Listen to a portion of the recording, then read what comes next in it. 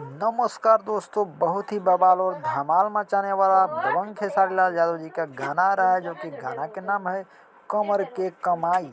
ये गाना का टीजर आया है। इतना बवाल है कि देखिएगा तो ये लग रहा है कि फिल्म वाला डायलॉग में ये गाना आया है, जो कि दबंग खेसारी लाल यादव का अलग स्टाइल में ये गाना आने वाला है, जो कि टीजर में थोड़ा बहुत कुछ दिखाया गया है।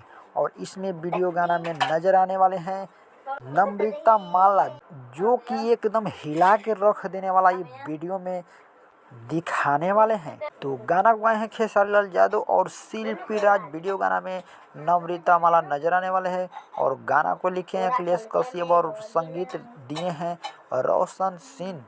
ये गाना बवाल धमाल मचाने वाला है, क्योंकि टीजर इतना बवाल है तो गाना कितना बवाल होगा तो जा कर के देखिए जल्दी से। अन्नपूर्णा फिल्म के यूट्यूब चैनल से बवाल धमाल मचा रहा है और ये गाना बहुत जल्द आ रहा है, यानी कल तक गाना आ जाएगा।